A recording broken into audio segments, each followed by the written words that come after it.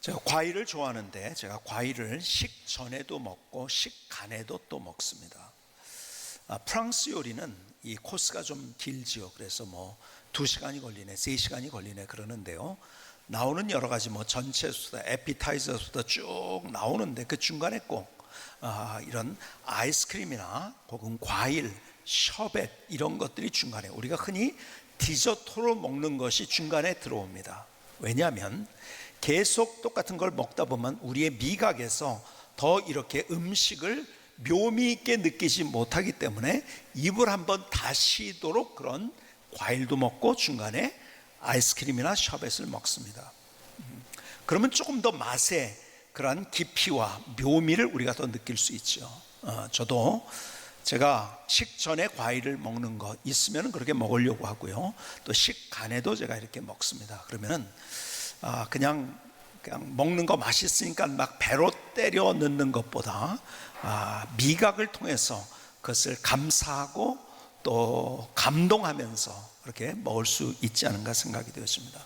제가 과일을 좋아하는데요. 그런데 과일 중에서도 수박을 제가 좋아합니다. 그런데 수박을 서울시청 앞에서 제가 만났어요. 한번 사진을 보시겠습니까? 큰 수박을 봤죠.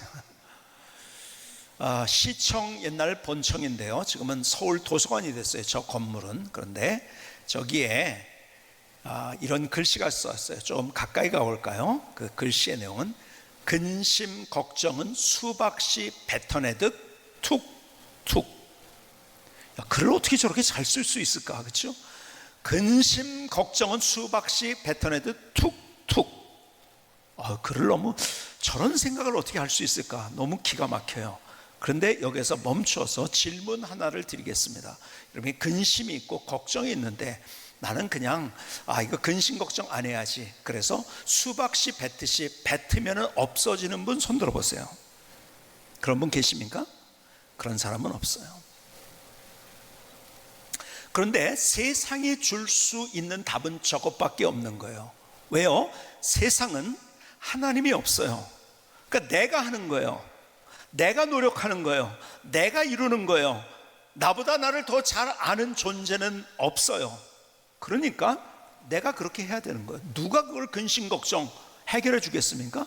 그러니까 수박씨 뱉어내듯이 툭툭 던져내라고 이야기합니다. 그런데 문제는 그거예요. 뱉어낸다고 그렇게 되는 것이 아니라는 거죠. 여러분, 세상 사람들이 착각하고 있는 것이 있어요. 세상은 하나님 없이 내가 살려고 하는 거예요. 그렇죠? 그래서 자기가 누군지도 모를 뿐만 아니라 내가 어디서 왔는지 또 어디로 가는지도 모르고 내가 만나는 문제의 의미가 뭔지도 모르고 우리는 나에 대해서 아는 것 같지만 아무것도 몰라요. 제임스 패커라는 분이 있어요. 우리랑 같은 시대에 한 2년 전에 천국에 가셨는데 이분이 요 근래 우리가 살고 있는 같은 세대 속에서 존 스타트, 또 달라스 윌라드, 유진 피터슨 혹은 헨리 나우엔과 같이 아주 현대의 지적이고 영적인 영향을 아주 강하게 준 분입니다. 그 제임스 패커가 쓴 책 가운데서 많은 좋은 책들이 있는데 그 책 가운데서 중요한 그리고 베스트셀러고 가장 대표적인 책이 뭐냐면 하나님을 아는 지식입니다. 그 책의 결론은 결국 우리가 하나님을 먼저 알아야 된다는 거죠. 그러니까 나를 아는 거죠. 그렇죠? 거기서 스펄전의 설교, 스펄전 목사님의 설교를 인용합니다. 스펄전 목사님은 근현대사에서 가장 위대한 설교가였다고, 그래서 설교의 황태자라고 흔히 얘기하는 그런 분입니다. 침례교 목사님인데요.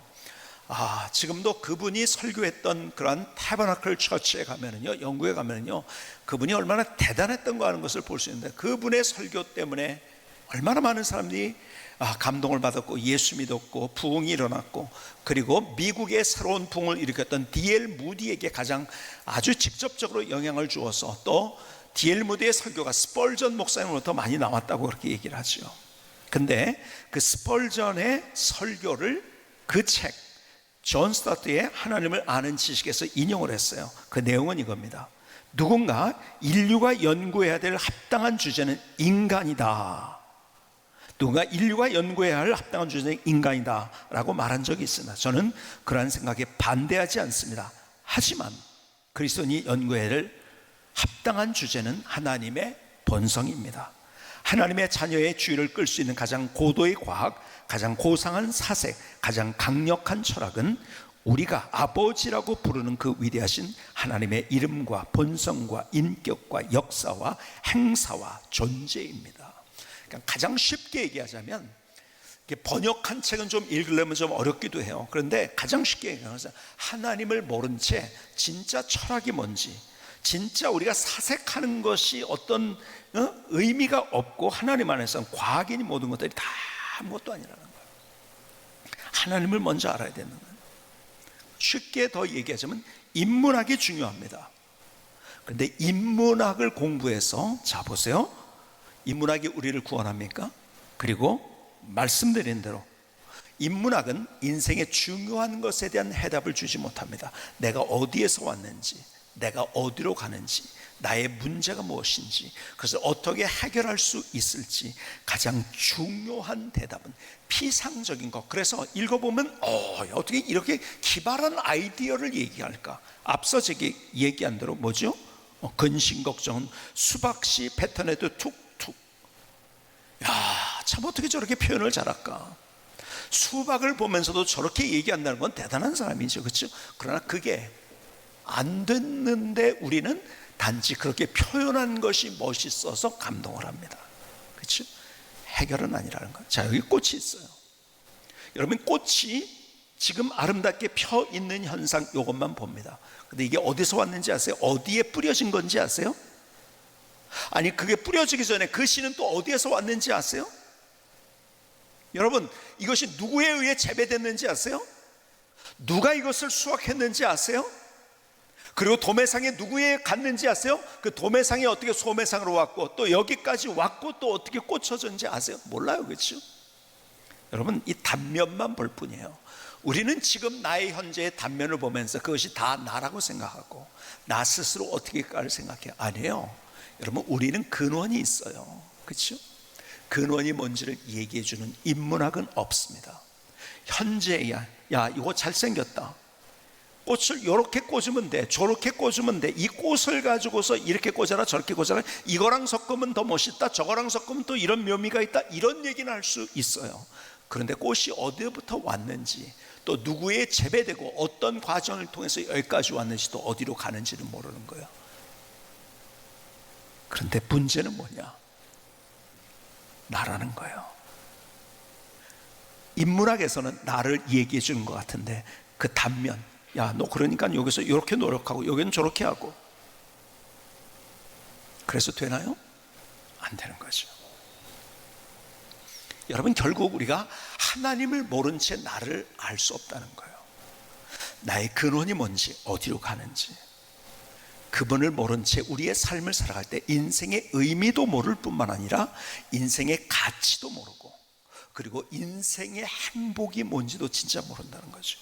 그러니까 세상 사람은, 그러니까 내 노력은, 내가, 여러분 세상은 다 그거예요. 하나님 없으니까 내가 노력하는 거예요. 네가 능력이 있다는 거 네가 하라는 거예요. 안 되니까는, 그러다가 죽으면 끝인데요. 허망한 거죠. 죽으면 끝인데요. 뭐 그것처럼 허무한 인생이 있나요? 아니요, 우리는 죽음 뒤에 뭐가 있는지를 하나님이 말씀하셨어요. 그러니까 우리는 희망이 있는 거죠. 죽을 때까지 우리는 하나님을 이 땅에서 누리면서 살다가 그 영광스러운 천국에 가는 거죠. 여러분, 자꾸 사람들은요, 우리가 발전해서 더 좋아진다고 생각해요. 그래서 제가 오래전에 그런 말씀을 계속, 제목을 그걸 가지고서 설교를 여러 번 했지만요, 개혁인가 회복인가. 개혁은 뭐라고요? 그것은요, 내가 열심히 해서 더 좋아지는 거라고요. 여러분, 내가 더 열심히 해서 좋아지지 않는다는 것, 큰 그림으로 보면은 내가 편리해지니까 더 좋아진다고요? 여러분, 내가 더 좋은 냉장고를 내가 구했기 때문에 더 좋아진다고요? 더 용량이 큰 냉장고, 용량이 더 큰 차를 샀다고요? 아니에요. 그래서 지구는 망가지고 있는데요, 여러분, 더 좋아지는 게 아니에요. 지구가 원래 하나님께서 창조하실 때의 선언처럼 보시기에 좋았더라. It was good. 원래 좋았어요. 거기로 우리가 회복을 해야지. 더 단계적으로 좋아진다는 것처럼 바보스러운 게 없는 거예요. 이게 뭡니까? 진화론이에요.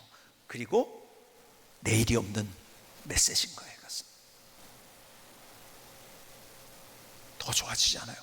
우리가 흔히 사람들이요, 더 그래서 더 좋아져서 죄가 없어졌나요? 아니, 더 많은 죄, 더 많은 문제들 속에서 우리는 다 호적거리고 있어요. 그렇죠? 여러분, 뭐 전기차가 나오고 그래서 환경이 여러분 개선된다고요? 전기는 어디서 나오는데요? 화석 연료를 쓰지 말라고 그래서 전기를 쓴다고. 그럼 전기는 뭐 갑자기 어디서 나오는 겁니까? 화석 연료를 써가지고 그래서 전기를 또 얻는 거고, 또 거기에 만든 그 전기 자동차에 가지고 있는 그런 다 이제 못 쓴다, 그 다 쓴 다음에 전지가 다 폐기돼야 되잖아요. 그건 어디로 가는 거고? 발전하는 것처럼 얘기하는데요, 점점 지구는 무너지고 있는 거예요. 16절에 내가 너희가 나를 택한 것이 아니오 내가 너희를 택하여 세웠나니 이는 너희로 가서 열매를 맺게 하고 또 너희 열매가 항상 있게 하여 내 이름으로 아버지께 무엇을 구하든지 다 받게 하려 함이라. 여러분, 주님께서 우리를 누구라고 얘기하는지 아세요? 친구라고 말씀하시는 거예요. 친구. 여러분, 주님께서 나사로를 살리시는 장면에 기가 막힌 표현을 하셨어요. 요한복음 11장 11절 요한복음 11장 11절에 이 말씀하신 후에 또 이르시되 우리 친구 나사로, 우리 친구 나사로가 잠들었도다. 그러나 내가 깨우러 가노라. 여러분, 주님께서 우리를 뭘로 부르는지 아세요? 우리를 친구로 부르세요. 여러분, 이것처럼 기가 막힌 하나님의 선언이 있는지 아세요? 우리를 구원하신 그분이 너희는 이제 종이 아니야. 우리는 죄의 종노릇 하던, 죄에 끌려다니던 우리의 인생, 이제는 예수님의 친구로서 예수님과 함께 살아가는 우리의 인생이 되었다고 말씀하고 있는 거예요. 친구가 뭐예요? 어떤 글을 봤더니 친구는 좋은 소식을 들으면 제일 먼저 알리고 싶은 사람이다. 여러분, 좋은 소식, 내가 진짜 인생에서 제일 맛있는 음식을 먹었어요. 내가 인생에서 제일 멋진 그러한 경치를 봤어요. 그래서 그것이 인생샷이다 뭐 이래가지고 사진을 찍잖아요. 그렇죠? 그런데요, 누구에게 보내고 싶어요? 제일 먼저 내가 가장 가까운 친구에게 보내고 싶어요. 다른 사람에게는 잘 안 보내요. 왜 그런지 아세요? 다른 사람이 받으면은, 다른 사람이 그걸 받으면 혼자 잘났네. 여러분, 시기하고 질투합니다. 함부로 보내지 마세요. SNS에 너무 막 그냥 그런 거 보내는 분들이 있는데 아무한테나 좋은 거 봤다고 다. 여러분, 시기하고 질투하는 사람이 훨씬 더 많이 있다는 거 아시기 바랍니다. 근데 친구는 어떤 존재냐? 앞서 말씀드린 대로 친구는요, 같이 기뻐해줘요. 같이 감동을 합니다. 같이 누려줍니다. 그러니까 그 누림의 배가가 되는 거죠. 그렇죠? 친구란 좋은 소식을 들으면 제일 먼저 알리고 싶은, 그걸 알리고 싶어 하죠. 왜요? 여러분, 맛있는 거 먹었는데 나 혼자 먹으면 의미가 없어요. 누군가 같이 동조해 줄 때 그것이 진짜 값어치가 있는 거예요. 그렇죠? 나 혼자 그게 무슨 의미예요? 그렇죠? 근데 그래서 친구에게 알리는 거예요. 근데 친구 아닌 사람한테 알리면 시기하고 질투합니다.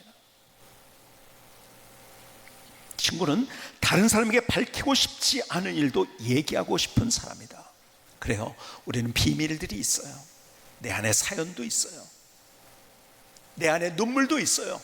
내가 다른 사람에게 그것을 꺼집어내기 힘든 그런 것들이 있는데 친구에게는 그렇게 합니다. 하다못해 살인을 한 사람도요, 자기가 혼자서 이거 가지기가 힘드니까요, 믿을 만한 친구에게 그것을 얘기합니다. 왜요? 친구는 이해해 주니까요. 그리고 친구는 의리 있게 자기가 한 말을 지켜주니까요. 여러분, 그런데요, 친구가 진짜 친구가 아닐 때는요, 그런 얘기할 때 어떻게 되는지 아세요? 그것이 약점이 되고 나에게 그것을 붙들고서 나를 조종하기도 하고요, 그것을 또 다른 사람에 전해주면 나를 나쁜 사람 만들고요. 근데 그것을 지켜주고 그 얘기를 들어주시는, 진짜 친구 우리 주님. 다른 사람에게 밝히고 싶지 않은 일도 얘기하고 싶은 사람이 친구인데요, 주님께서 우리의 모든 것들을 듣기를 원하세요. 친구란 마음이 아프고 괴로울 때 의지하고 싶은 사람이다. 그렇잖아요. 친구를 찾잖아요. 저도 가만히 보니까요, 목회하면서도 그렇더라고요. 힘들었을 때, 그냥 너무 힘들 때는요, 기도할 생각도 안 나는 그런 상황들이 있죠. 그렇죠? 그때 제가 먼저 생각나는 게 내 얘기 들어줄 수 있는 친구더라고요. 그래서 찾아가고. 여러분, 친구는요, 마음이 아프고 괴로울 때 의지하고 싶은 사람이에요. 친구는 누군지 아세요? 쓰러져 있을 때 곁에서 무릎 꿇어서 일으켜주는 사람입니다. 내가 쓰러져 있어요. 다른 사람은 손가락으로 쟤 뭐라고, 저 웃긴다고, 혹은 조롱하기도 합니다. 지나갑니다. 내 친구는요, 거기 무릎 꿇고 손을 잡아주고 그리고 일으켜줍니다. 그게 친구예요. 근데 우리 주변에는요, 그런 친구들이 거의 없어요. 다 내가 잘못되면 저거 잘못됐네, 뭐 저럴까 하면서 손가락질하고 야유하고 시비하고 놀리는 사람은 있지만은, 내가 넘어져 있을 때 무릎 꿇고 거기에서 같이 손잡아주고 일으켜주는 사람이 얼마나 있나요? 그게 진짜 친구거든요. 주님이 그런 친구라는 거예요. 친구란 슬플 때 기대어서 울 수 있는 어깨를 가진 사람은 그걸 기댈 수 있는 존재. 친구란 내가 울고 있을 때 그의 얼굴에도 눈물이 보이는 사람이다. 친구란 필요에 따라서 언제나 진실된 충고도 해주고 위로도 해주는 사람이다. 그러니까 주님께서요, 나에게 뭐라고 말씀하는지 아세요? 그러니까 조금 우리가 더 자연스럽게 부담감 없이 얘기한다면은, 주님께서요, 우리와 함께 인생을 즐기길 원하신다는 거예요. 나와 같이 너희들, 여러분 보세요. 아버지면은 좀 부담이 있잖아요. 그렇죠? 신랑도 좀 부담이 있잖아요. 그렇죠? 근데요, 친구는 부담 없이 함께 손잡을 수 있는 사람이에요. 그렇죠? 내가 그런 친구가 되길 원한다. 여러분, 주님께서 우리와 함께 손잡고 우리의 삶의 곳곳에 함께 누리며 누비며 끌어주고 밀어주고 당겨주고 위로해주고 격려해주고 함께하면서 우리의 길을 멋지게 열어주기를 원하시는 그분이 우리의 주님이세요. 나는 주님의 친구예요. 그래서 찬양 이런 건, 주와 같이 길 가는 것 즐거운 일 아닌가. 우리 주님 걸어가신 발자취를 밟겠네. 한 걸음 한 걸음 주 예수와 함께 날마다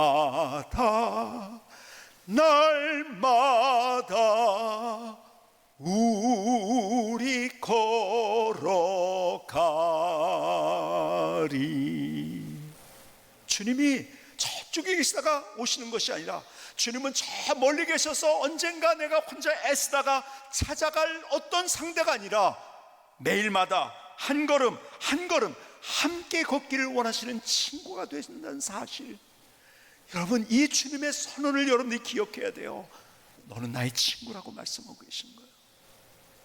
그래서 옛날에 같이 우리가 많이 불렀던 복음성가 중에도 이런 찬양이 있어요. 나는야 친구 되신 하나님과 푸른 초장 한없이 거니네. 손을 잡고 기쁨을 나누면서 단둘이서 한없이 거니네. 손을 잡고 기쁨을 나누면서 단둘이서 한없이 거니네. 주님이 나와 그렇게 하기를 원하세요.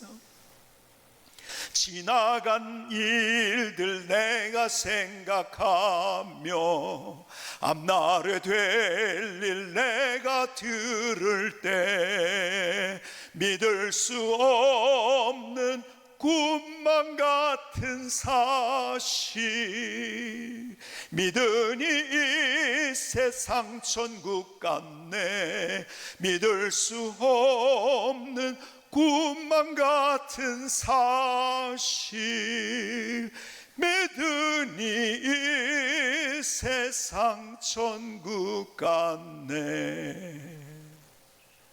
내 친구가 누군지 아세요? 전능하신 하나님. 그래서 믿을 수 없는 꿈만 같은 사실 내게 보여주시고 내가 그분의 손잡고 걸어갈 때 이 땅이 또 천국이 되고 천국을 누리는 인생을 산다는 거예요. 나는야 친구 되신 하나님과 영원히 다정하게 지내리. 다정하게. 천지는 모두 없어진다 해도 우린 영원히 지내게 되리. 천지는 모두 없어진다 해도 우린 영원히 지내게 되리. 나는야 친구 되신 하나님과 그것을 누려야 된다는 거죠. 오늘 여러분의 삶 속에 여러분과 함께한 친구, 그분이 우리의 주님인 줄 믿습니다. 여러분, 그분이 우리의 친구예요. 그분이 우리의 친구. 자, 그런데요, 중요한 것은 이거예요. 여러분들이 다니는 회사의 회장 이런 사람한테 가서 저 한번 친구 돼 주실래요? 그럼 어떻게 될까요? 친구 될까요? 얘 무슨 소리 하고 있는 거야 얘가? 아마 그럴 거예요. 그렇죠? 그런데요, 오늘 본문의 말씀이 너무 기가 막혀요. 나를 친구라고 말씀하시면서 14절, 15절에서 그렇게 말씀하시면서 16절에서 이렇게 말씀하시면 너희가 나를 택한 것이 아니요 내가 너희를 택하여 세웠나니 이는 너희로 가서 열매를 맺게 하고 또 너희 열매가 항상 있게 하여 내 이름으로 아버지께 무엇을 구하든지 다 받게 하려 함이라. 너희가 나를 선택한 게 아니야. 내가 너희를 선택했어. 여러분, 내가 선택했다고 한다면은 언젠간 또 떠날지 몰라요. 근데 변하지 않는 하나님이 나를 선택하셨다는 거예요. 자, 한번 다시 이 그림을 그려볼까요? 우리 김승규 선교사님 잠깐만 좀 앞으로 나와서 제일 앞에 있어가지고 죄라고 한다면 제일 앞에 있는 게 죄라서 자, 저한테 이렇게 해보세요. 친구 되자고. 친구 되실래요? 한번 해보세요. 손 내밀어서. 안 하면 어떡할 거야? 그렇죠? 싫어요. 내가 누구인가 그렇게 하면 그렇게. 근데 내가 하나님 앞에 먼저 그렇게 간 것이 아니고 하나님께서 먼저 손을 내밀어 주셨다는 거예요. 아세요? 자, 내가 손을 내밀어 주셨다. 여러분, 김승기 선교사님은 저 고등학교 후배입니다. 제 친구가 될 수 없어요.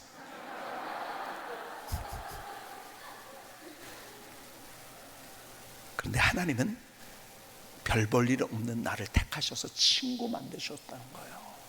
그리고 나를 잡아주셨어요. 손을 먼저 내미셨어요. 근데 누구 힘이 더 세요? 내 힘이 셀까요? 하나님의 손이 셀까요? 내가 손 놔보세요. 그냥 놔보세요. 아니, 놔보고 뿌리쳐도 하나님의 손이 더 강해요. 나를 여전히. 내가 손 내려놓고 하나님과 나하고 관계없어 내가 그렇게 얘기한다 할지라도 하나님은 여전히 우리의 손을 붙잡고 계신 거예요. 주님이 나를 택하신 거예요. 한번 박수 한번 합시다.